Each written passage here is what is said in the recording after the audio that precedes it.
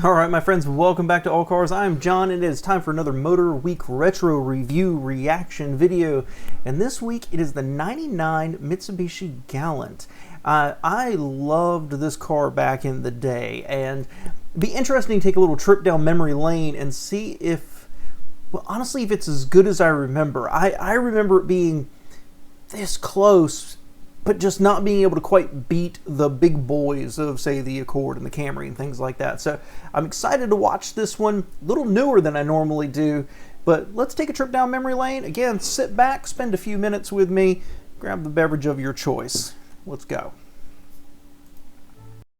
Motorweek is made possible by Lucas Oil and TireRack.com. In a family sedan market dominated by the likes of Camry, Accord, and Taurus, Mitsubishi's Galant has always fought an uphill battle for attention. Now, this was partly because the Galant was smaller than its competitors and didn't offer a V6 engine. Well, the folks at Mitsubishi realized that things had to change, so they've designed an all-new 1999 Galant. Maybe the Galant's more successful competitors should finally start looking over their shoulders. Nice little summary. The Galant was always that second tier, kind of like Mazda in my opinion, and they were pretty good looking. They had some interesting variants like the VR4 variant and things like that, but they never really challenged the success of the Accord and the Camry and maybe even the Ultima if you want to throw that in there as well, and certainly not the Taurus and the big money that GM could throw at cars. But this one, I don't know if I would go back to 1999 and choose this over an Accord, but I think this is a really, really good looking car. I like the clear flush headlights. I like a restrained grille. I think it's, for a four-door family sedan, I think it's pretty freaking sexy, actually. I even like the wheels. So, interested to see what they say, and especially see the interior. There is one thing about the styling I don't like, but I'll get to that.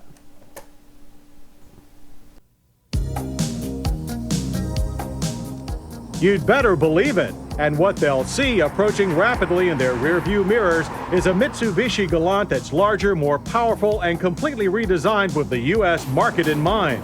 The 1999 Galant's elegant new appearance serves a twofold purpose that brings it more into line with the upscale Diamante and at the same time separates it from its more homogeneous competitors. Although retaining the same 103.7-inch wheelbase, the new Galant is now longer, wider, and taller than last year's model. Interesting. I didn't realize that was the same wheelbase, and I guess I can kind of see it now in the proportions. That front wheel seems forward from the edge of the front door, just a little tiny bit. The bumper looks like it's kind of hanging out there, but it's at the back there. Either from the wheel back, it looks kind of like a long overhang to me, or it looks like that wheel is forward a little bit. I've never noticed and never even thought about it until they said that. And now all of a sudden, it actually, to me, looks like the car is set back a little bit on the wheels. That's interesting. Just enough so to move it from the compact to mid-size class like its major competitors. But the Galant has been training hard, and it's now beefed up, finally available with a 3-liter single overhead cam 24-valve V6 engine. Borrowed from the Montero Sport SUV, it pumps out 195 horsepower and 205 pound-feet of torque. And while it doesn't quite match the Accord's 200 horsepower, its extra 10 pound-feet of torque is available at a lower RPM. You know, it's interesting that back in those days, the move from 4-cylinder to 6-cylinder was seen as necessary, and I think that was because of the success of like the Taurus, certainly some of the GM and what am I thinking of, Chrysler products, and the Camry got it. And I know back then I talked to people who had 4-cylinder Camrys, and they're like, it's just gutless, and I think that might be a comparison, right? I've never thought they were dog slow. But compared to something with a V6, was important, and this was a time when the gas mileage wasn't the most important thing. So manufacturers had to move to V6s. So mentioning that the previous one was smaller and didn't have a V6, I think the size was more an issue than the lack of the V6 for me, because I wouldn't get a V6. I would want the highest efficiency possible, but made it competitive. I hate that they mentioned it came from the Montero, because now people are just going to be like, oh, look, it's just a truck engine. But yeah, good numbers. The Galant standard scrappy little 2.4-liter single-cam 16-valve four-cylinder with 145 horsepower and 155 pound-feet of torque outdigs not only the Camry and Accord, but the 626 and Altima as well. Think of it as the Jack Russell Terrier of four-cylinders. Now, we took a V6 Galant equipped for California emissions to the track, where we ran to 60 in 9.3 seconds and on past the quarter mile in 17 seconds to the tune of 84 miles per hour. Not overwhelming, but certainly good enough to be very competitive. And, you know, I'll agree with that. That low nines, it strikes me as okay. You know, it doesn't strike me as, oh my gosh, that's so amazing. It just strikes me as solid. The slalom turn-ins were sharp, but the overall feel of the steering is somewhat vague. Understeer was obvious, as was body roll, but neither was excessive. The McPherson strut suspension with a front stabilizer bar is tuned specifically for the U.S. market. The Galant's rear multi-link setup has been improved with a more rigid crossmember and stronger upper and lower control arms. All models, save the entry-level DE, also carry a rear stabilizer bar. A slightly tauter Galant GTZ Sports model is also available. The four-wheel disc ABS-equipped brakes on our tester did an excellent job of bringing us down from 60 in an average 124 feet. Feedback. Okay, let me interrupt there, because there's three things I want to talk about, and I want to do it while the car's still on the screen here. Number one, through the slalom, it looks competent. You know, they're downplaying it a little bit, I feel. It's not a sports sedan. This is not a GTI. But it seems to be doing everything very competently. Saying that the front steering is a little vague, yeah, you kind of get that with an overboosted system on a front-wheel drive car. But just what they're not saying seems to be it does everything pretty darn well. Stopping, that's okay. You know, it's I've said before in these videos, the number of 115 feet is kind of that magic number. 124 is not terrible. It's not fantastic, but it's solid for a mid-sized family sedan. Again, it seems to be doing everything competently. The one thing I want to say, and I'd never noticed it before, is this car reminds me from the front, right? Like in this 1/4 side view here, it reminds me of the Lincoln LS. And I never really got it. Now, I love the LS. I've always wanted one. I wish Motorweek had a retro review of those that I could do, because I absolutely loved it. It was an amazing, wonderful car. But darn, if this does not look like the slightly shrunk, slightly thinner, slightly lighter Lincoln LS to me. Interesting that I think they look alike, and I happen to like them both a lot. And just random thought, guys.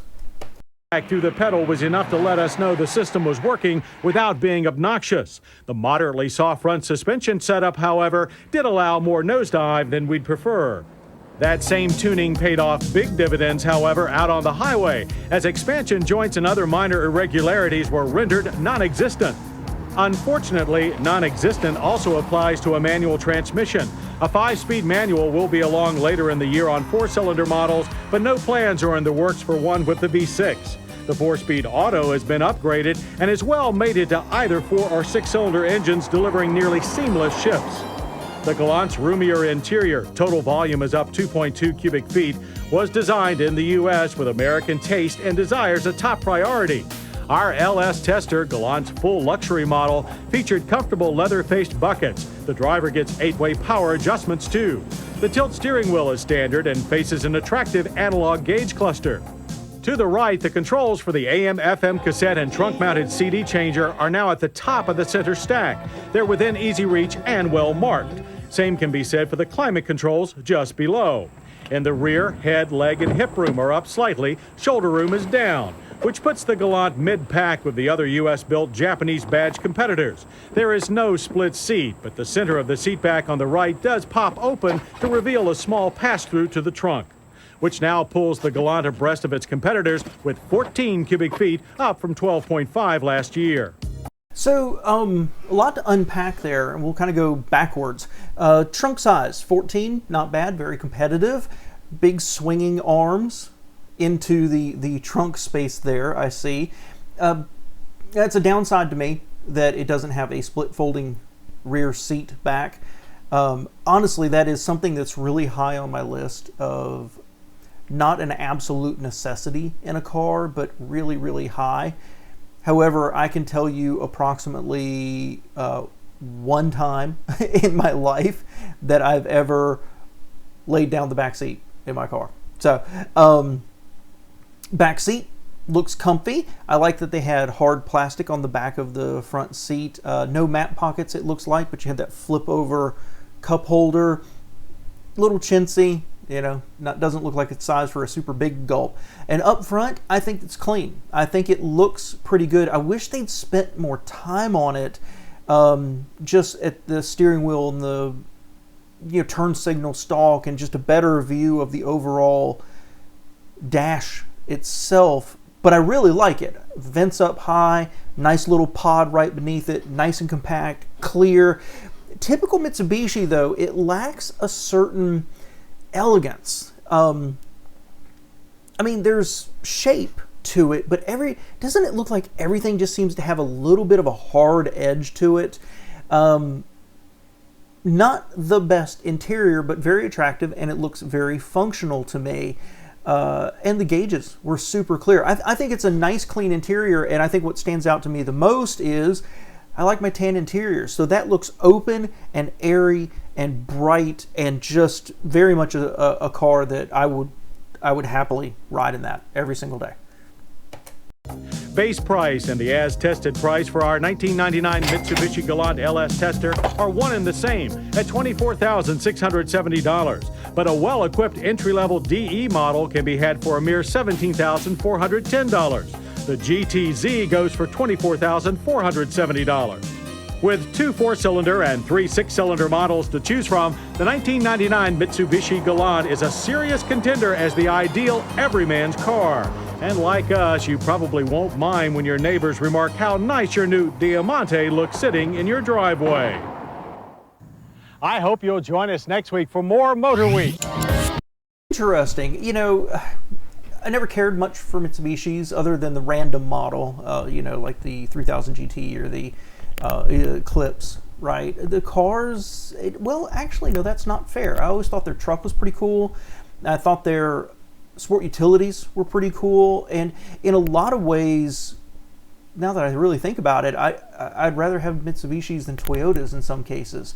However, they were always at second tier. They for all their effort, for all their success around the world, they never really truly challenged Toyota, right? If it was 1999 and I had, let's say, $24,000 and I wanted to go buy a sedan, this would be on the list.